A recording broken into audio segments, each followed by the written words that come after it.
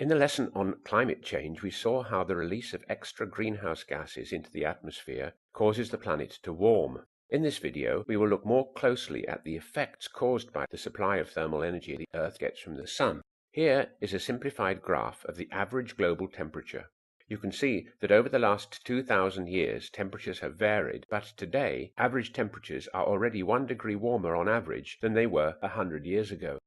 Pause the video and think of some problems that this global warming might cause.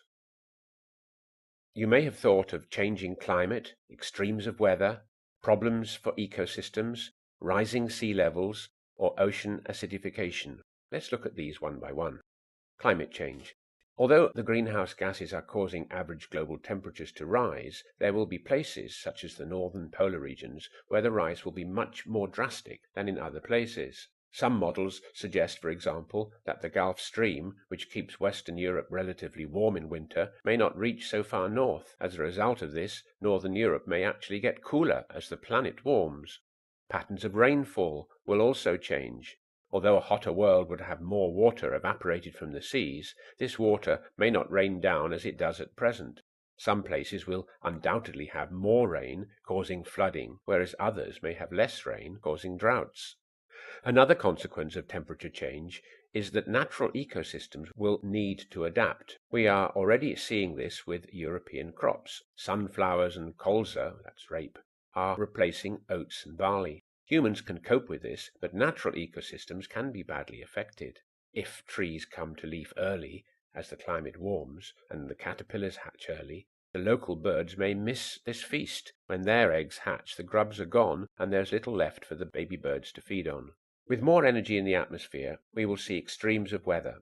We are already seeing more violent storms causing floods and landslides, also aided by the loss of forests on mountainsides as crops replace forest or the wood is used as a fuel.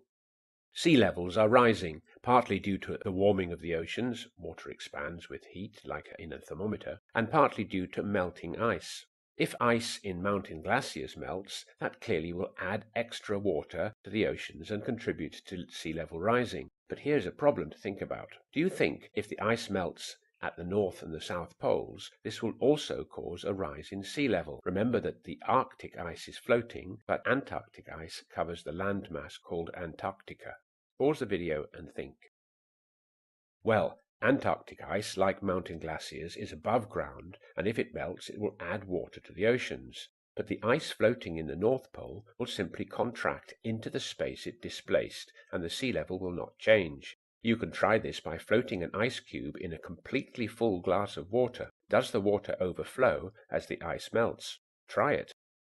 As sea levels rise, so more and more of our coastal cities will be threatened by flooding, especially at high tides and in stormy weather, and in low-lying countries like Bangladesh, the Netherlands, and in some Pacific island nations. Another problem comes from the extra carbon dioxide that dissolves in the sea. A good thing, you may think, because this removes some of it from the atmosphere. But the problem is that this makes the seas more acidic.